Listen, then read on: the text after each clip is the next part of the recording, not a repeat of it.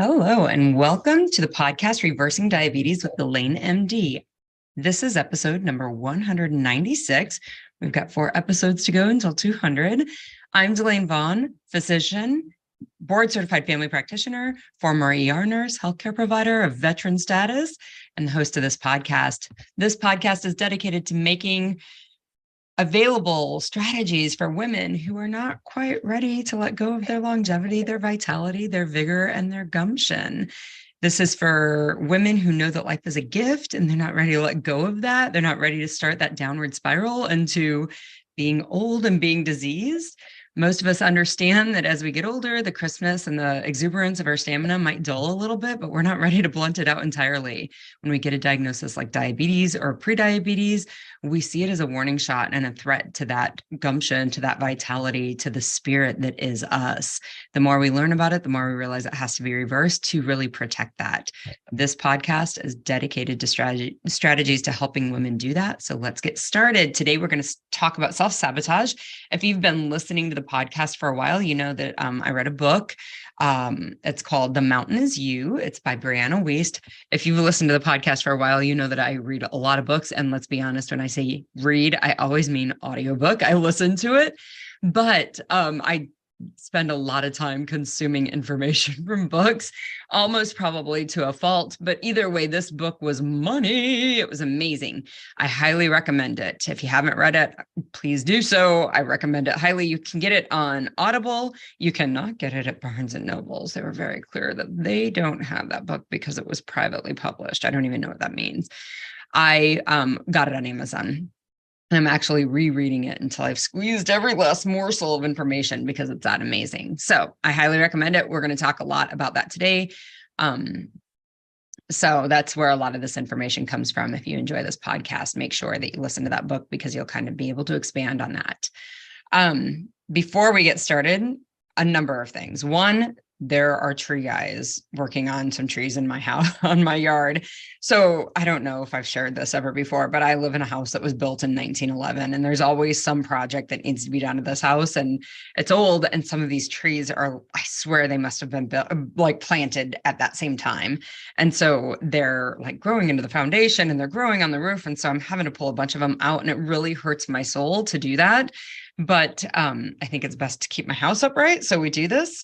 My dogs are very excited and freaked out by the tree guys. So you may hear them.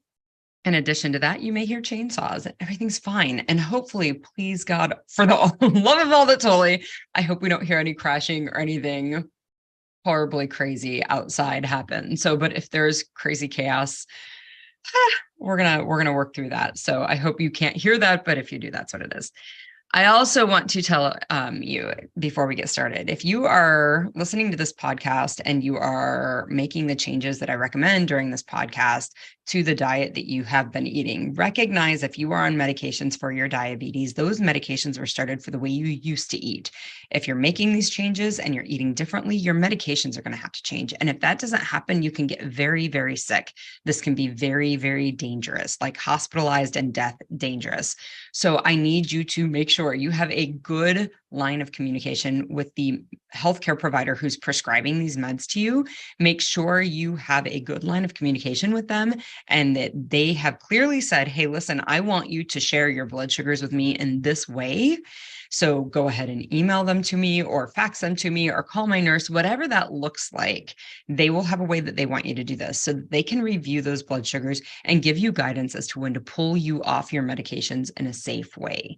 So again, if you are medicated for your type 2 diabetes and you are making these changes, please get on the phone with your provider that's giving you these meds and have a way and a plan for you to share that information with them so that they can make adjustments to your medications and keep you safe. Lastly, if you have found help from this podcast, if you're listening to this podcast and you're seeing these results and changing your A1C and changing your fasting blood sugars and you are enjoying it and find it helpful, please rate the podcast. Please review the podcast. The more ratings and reviews that we get in the podcast player apps, the more that this podcast gets in the player apps, the more the podcast itself just gets offered to people, the more it just shows up in the offering when people, search diabetes or reversing diabetes. So please rate the podcast. If nothing else, just go and give stars.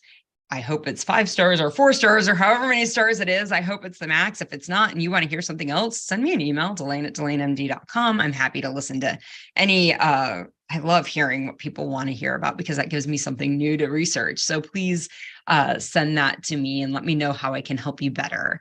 You can also follow me on Instagram and on Facebook. There's the DelaneMD Reversing Diabetes Facebook group. Go there, ask for admission. I don't even know what that means, but I have to okay everybody who comes in there. It's a great community of folks who want to be really helpful. It's just a great place to bounce things off of. Go to that group on Facebook and I can help you more there.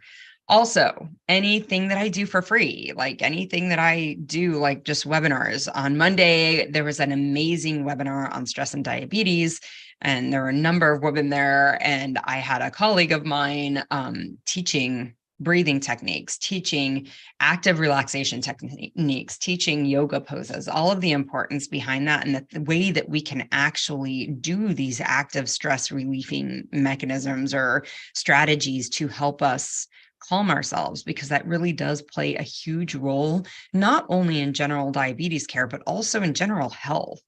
Like if we're running around stressed to the max all the time, it's very, very hard to be healthy because you're releasing all of these stress hormones into your system. So that was something that was, announced on Instagram and fed over to Facebook. So if you're interested in those sorts of things, by all means, follow me on Instagram, follow me on Facebook, DelaneMD on both places. And you can, of course, join subscribe to my YouTube channel. I am broadcasting all of the podcasts live on YouTube. It's the DelaneMD channel. Also, the stress and diabetes webinar was recorded and posted up there too. So check those things out. There's tons of ways to get help, tons of things that I offer. I really, truly believe everyone should be able to live a life diabetes free. And that is what I am committed to making happen and making available to anybody who wants it. So today we're going to discuss self-sabotage. We're going to talk about what it is, what we're actually doing when we're quote unquote self-sabotaging. I don't actually believe in self-sabotage. I know that it happens and I know that's the way that we phrase it. And I'm going to talk about it in that way, but I don't actually believe it's self-sabotage. I believe this is a way that your brain and mostly your brain is trying to protect you. It doesn't really happen from a body. This is a brain experience, but your brain is trying to protect you and trying to provide things that you need. And it's the way that it's doing that with the strategies and skills that it has up to this point. That's really what it comes down to. I'm going to give some examples of personal experiences where I'm still working on my self-sabotaging behaviors.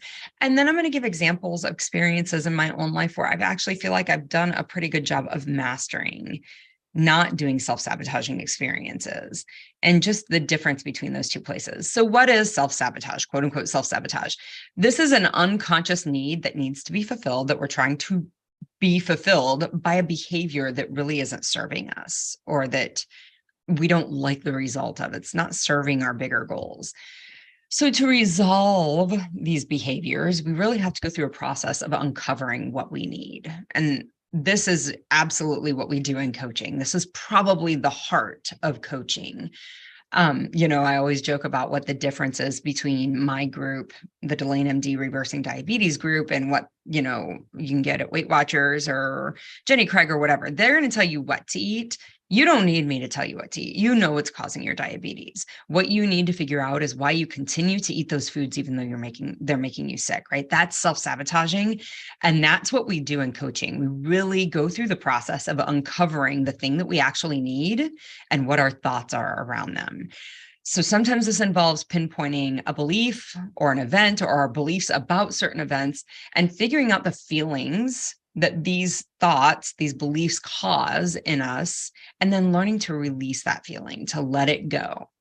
And then in turn, we find healthier ways to meet our needs, right? That unconscious need that is trying to be fulfilled by these behaviors that don't serve us. We figure out a different way, a healthier way to meet those unconscious needs. So self-sabotage is a coping mechanism to manage something that we're afraid of happening. Okay. People sabotage great relationships because they want to find themselves and know themselves, but are afraid of being alone. Okay. People sabotage amazing professional opportunities because they want to make a different career pathway, but they're afraid they can't live comfortably with that new career, with that different career. Some people will sabotage their healing, the healing of themselves, because they're afraid of feeling a feeling. And this healing is both emotional healing, but also disease healing. We're afraid of feeling a feeling. Great example is smoking cigarettes, right? Like people who smoke cigarettes, they do it because they are afraid of feeling the anxiety that happens when they're not smoking a cigarette, right?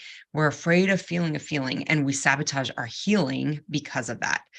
Self-sabotage is just a maladaptive way of giving ourselves what we think we need without actually dealing with the need, okay?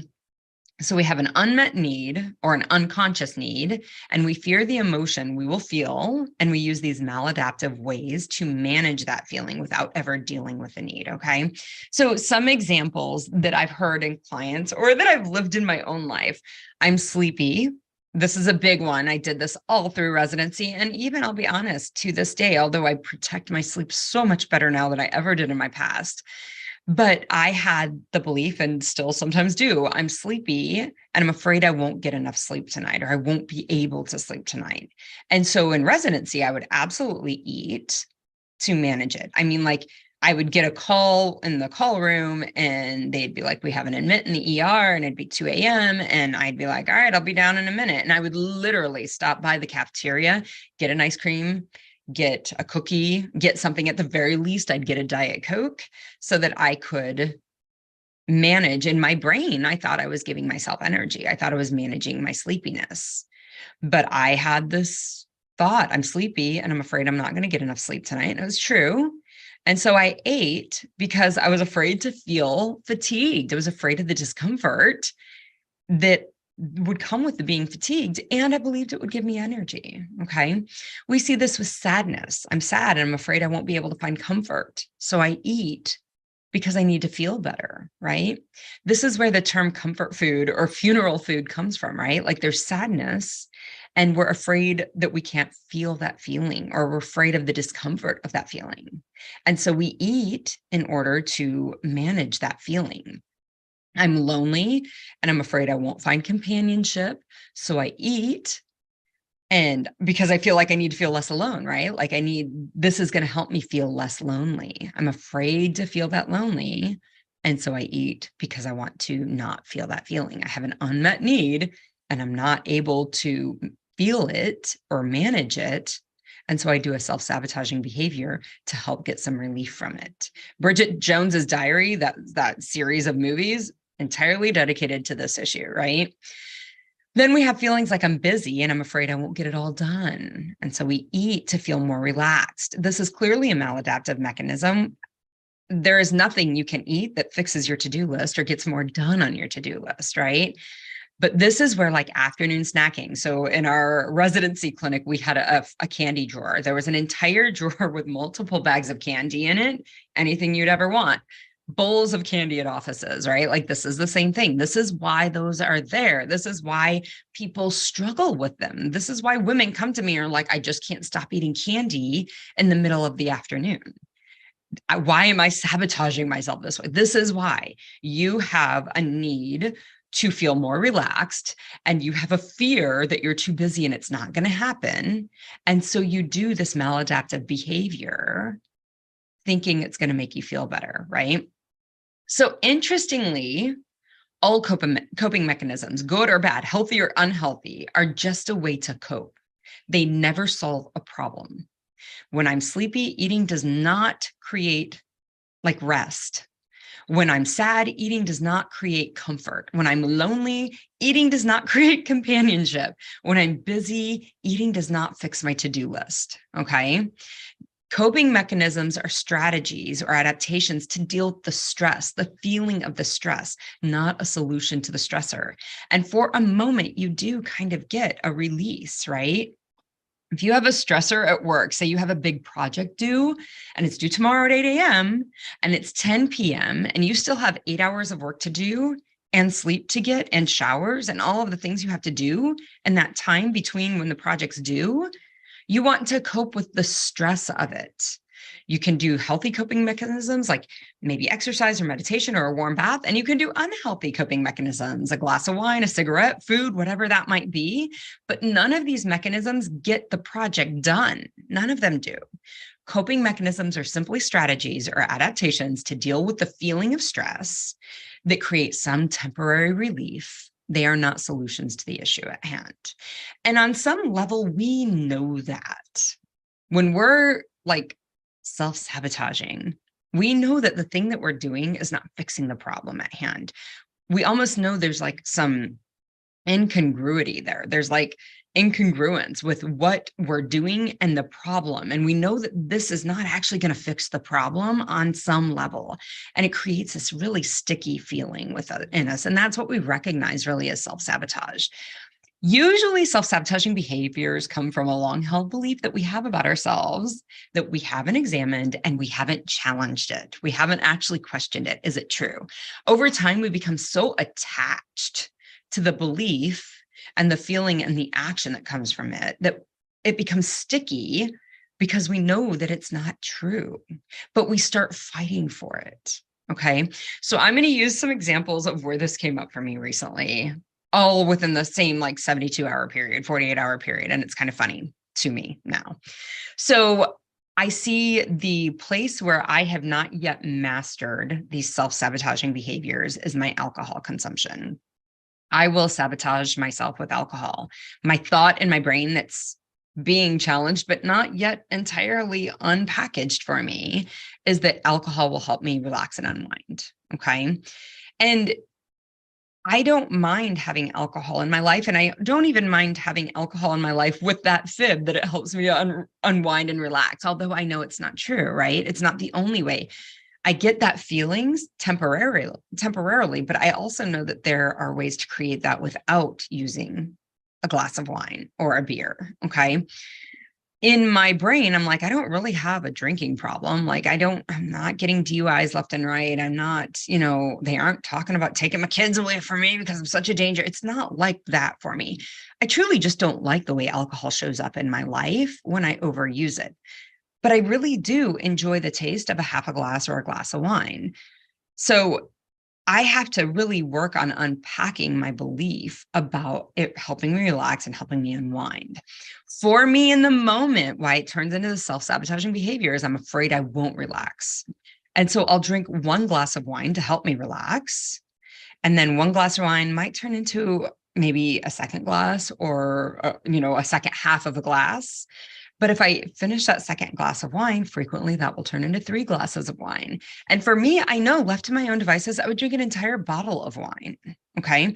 And for a brief moment, I have temporary relaxation and relief. I will feel relaxed in the short term, but it's not long term. Long term, I definitely do not feel better with a bottle of wine in my body. Whatever happened or whatever I'm believing I'm going to create relaxation for or of quickly dissolves, and the rest of my life still has to be addressed. So if I have to address the rest of my life the next day after a bottle of wine, it definitely will be addressed with a headache in tow and maybe some other unpleasant feelings like lethargy and fatigue. And I'm going to get into that. But I hold tightly. I am attached to the thought that I have a lot to do, or it's been stressful, or there's this thing coming up and I want to relax and unwind before it, or I want to relax and unwind after it. I have a belief that those two things go together and that wine is the way to create that for me.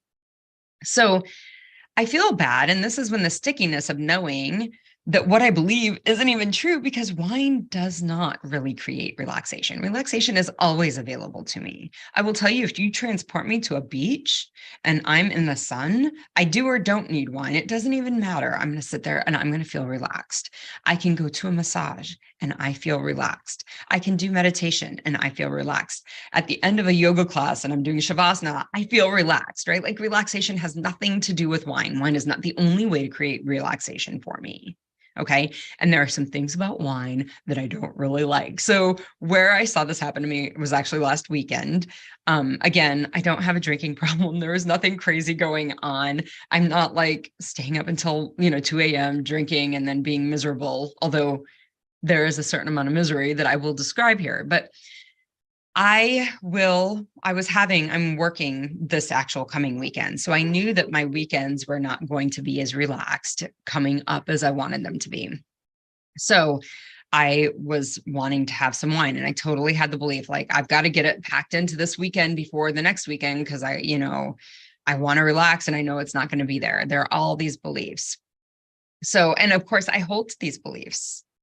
The problem is that I know that when I've discussed this on the podcast before, I will frequently get if I'm going to have a glass or two of wine, I want it in my system, if I'm going to drink it, before mid-afternoon, because I want it out of my system by the time I go to bed.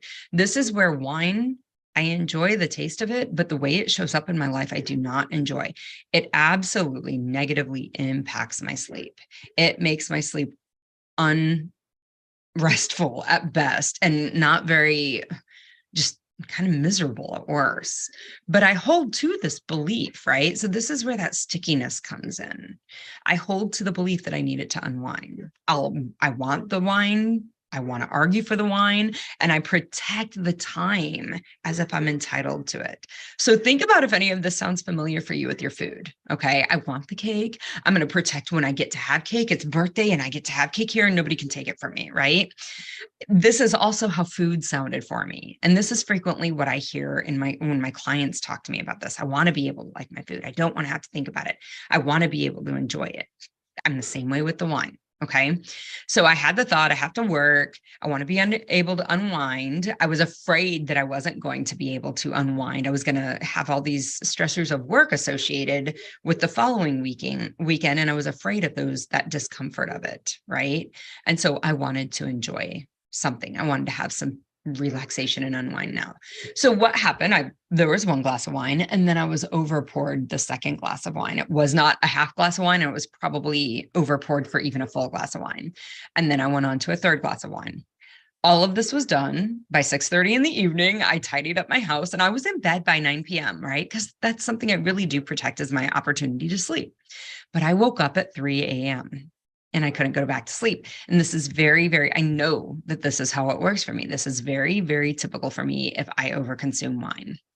So I finally just threw in the towel. I couldn't fall back asleep. I threw in the towel at like 4:30 in the morning and I started my day. I got up, ran around, did my thing. By 3 p.m., the wine happened on a Sunday. By 3 p.m. on Monday, I was cashed out. I was done. I felt awful. I knew it was my sleeping. I knew my sleeping had been horrible. I had this headache from the wine. I was suffering. That would be the word that I absolutely used to describe my experience. Okay. So what went wrong here? Sunday, I was consumed with the following weekend and how it was going to be taken up with commitments. Right. And I see this a lot in me, that, I am worried that I'm not going to have my time to relax, my time for me. And it's like, that's my stressor, to be real honest. That's my stressor. I was fearful that I wouldn't be able to find that time, and that maybe wine could speed it along for me. My brain tied the unwinding, of course, with the wine, because the wine can speed it up. And my brain got very much caught up in the fear that I'm going to be, pulled in different directions and tired and stressed. I worry that something bad is going to happen on one of my ER shifts. My brain gets caught up in the fear and the stress of that, not in how to create calm and relaxation in my life. Right? That's where I really need to pour my mental energy, not in stressing out about the stress that may or may not come, but how do I create calm, relaxation, and unwinding in my life? My brain offered me wine. I believed it. I believed the fib, and I took up the offer. And then, of course, I paid for it, because it never actually fixed the problem, and it made me feel worse. So this is where I see the changes that I have made, the things that I have, the coaching around my food that really has unwound and unpacked my self-sabotaging behaviors around food. So My brain definitely on Monday afternoon when I was feeling horrible, my brain absolutely offered me food. I made a post on Instagram about this, about chocolate, about eating the chocolate. It'll make you feel better. And it was so interesting how many people actually said to me, either in direct messaging or on comments, like, no, the chocolate does help me feel better. Just a little bit, right? In moderation. And yes, if you're not diabetic or struggling with your weight and having a goal of your weight that gets, like negatively impacted by eating chocolate. And if you're not diabetic and seeing your blood sugars pop up when you're eating chocolate and stimulating insulin resistance, I guess a little bit of chocolate in moderation isn't a problem. Kind of like a little bit of wine isn't a problem, right? Because my liver isn't diseased because of my wine consumption, but it's not healthy per se. I would never say a little bit of wine is actually doing me something good. It's really not. That's not what the studies show.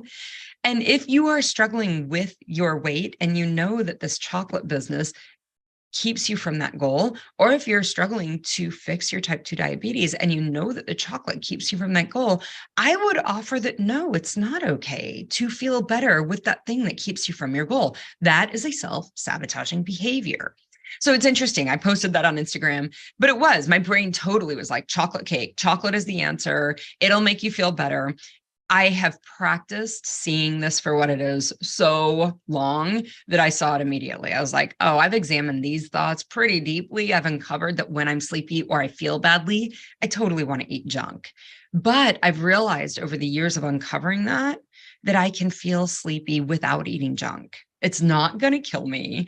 In fact, I can feel awful. And on Monday, I would say I did feel awful. Was probably that word is more encompassing of what I was actually feeling. I felt heavy. I felt slow. I had a headache. I was tired. I was all the things. But in my brain, when it was offering me food, I no longer believe that lie. That lie is not true. I know that the food doesn't fix that way I was feeling. It doesn't create what I'm looking for. And I know I can feel all of those things. My shoulders are broad enough. I can feel, heavy and slow and a headache and tired. I can feel all of that. And I'll be fine. It won't kill me, even when they're uncomfortable. So instead of trying to avoid the feeling, like what I would used to do, like I don't want to feel the feeling. I better chase it away with something that's self-sabotaging. Instead, I just tried to hear what the feeling was really trying to tell me. And I listened to it. And what it said was, hey, baby girl, you need some sleep. That's what you need. In my soul of souls, I know that food doesn't fix sleepiness. In the past, my fear of that discomfort drove me to eat food and kept my focus on the food. What to eat, what will be right, what shouldn't I eat, what should I eat, how much, when. All of those thoughts were where my focus was. Instead of focusing on what I needed was getting my butt into bed. That's what I actually needed.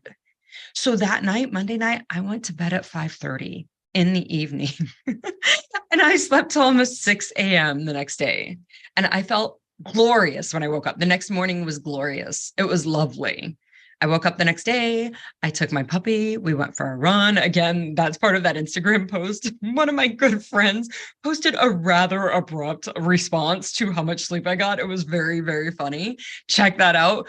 But I had a lovely day because I gave my body what I wanted, right? The self-sabotaging behavior is trying to tell you something. It's trying to tell us something. The wine for me is trying to tell me, hey, girl, your week is going to be scheduled tightly. You're going to have to make an effort at protecting your downtime, at protecting time for you to relax. This means you call it quits early. You don't work extra on projects. That's not for this week. That can be for next week. This week is not for completing all the projects. This week is for doing what needs to be done and giving you some space to relax. That's actually what relaxing looks like. It doesn't look like wine. And I know that in my brain. This is what the drive to have a glass of wine is telling me. That's what it's trying to say. Hey, girl, protect your time. Okay. So people will have this experience. Women come to me with these experiences all the time. They're at a restaurant or they're at a party or they're with a group of friends and they don't know what they're going to eat. Like they're afraid about not being able to manage that because in the past they've lost their marbles and they've eaten pizza. And why does that happen? When I ask them, why did you eat the pizza? Well, I didn't want people to look at me funny. I didn't want to stand out. I didn't want it to seem awkward. I'm afraid I won't fit in. It's almost like there's this element of social anxiety that goes with it. And the funny thing about this, guys, the reason that this is so self-sabotaging is that you know in your soul of souls that the people you are hanging out with do not like or dislike you because of what you eat. That is not what it is. And this is why it gets so sticky. Because if you're eating because you don't want them to look at you funny or have thoughts about you, you understand that what you're eating is not creating those thoughts about you.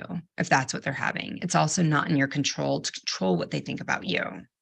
And if they do think something about you because you're eating, are those really the people you want to be with anyway? Are those your people? Okay, these are the reasons that this becomes self-sabotaging. Okay, we have a fear that we're going to have a feeling and we don't think we can handle the feeling. And we wrap all of our mental resources up into what do I do to eat versus like, oh, are these even the people I need to be around if this is what they're going to think about us? So this is how self-sabotaging behaviors really, really serve us. They let us know what our fears are. They have us examine those fears so that we can manage them because we are totally capable of managing those fears. And we start to understand that there's a reason that we're having those feelings. What is the reason? I'm fearful somebody's not going to like me. What does that mean? Do I care that much about what somebody else thinks? What do I like about me? Am I liking myself enough that it doesn't matter whether they like me or not? Because that's where the power's at, right? The solution is in this fear. The solution is in the self-sabotaging behavior. It's not the problem. There's so much information there. So going back to the original examples, when I'm sleepy, I know, and you know, that food does not replace sleep. But we're so afraid of the discomfort that we believe the lie that our brain tells us when the solution is trying to figure out how to get enough sleep, right? When we're sad, we know that food does not fix the sadness. It doesn't undo whatever's happened that's made you sad. It doesn't bring back a relationship. It doesn't fix anything that you're sad about. But instead of the solution being processing that sadness, we're so fearful around the discomfort of being sad that we believe the fib that our brain tells us and we eat the food. When we feel lonely, we know that food does not create companionship. That's not what it is. But instead of investing the time where we need to invest the time in creating friendships and companionship, we fear the discomfort of loneliness so much that we believe the fib in our brain and we eat the food anyway. When we feel we're busy and we're afraid we won't get it all done, we know that chocolate does not fix the busyness. It doesn't create less on our to-do list, but we fear the discomfort of the friction of being pulled in multiple directions so much that we believe the fib and we eat the chocolates, okay? We get some immediate relief from this, but there's no fix here. Okay. So ladies, this is what the power of coaching is. This is what we do when we coach. We're uncovering these beliefs and these reasons why we do these things. And then we figure out, how do we really want to do them? I'm going to feel the feeling no matter. And if I'm going to feel the feeling no matter, how do I want to manage the food that my brain's offering me? Because the feeling's not going away. The sleepy, the sad, the lonely, the busy isn't going away no matter how much food I eat. So how do I want to manage it? That's the power of that. That's what we have to do with coaching. If this is something you're interested in, reach out to me, Delane@DelaneMD.com. I am happy to get you set up for a consult and we can get you started in the program and you can start working on this as the solution. I hope you found it helpful. If you have any questions, don't hesitate to send me a message, Delane@DelaneMD.com, and I'll be back next week. Bye-bye.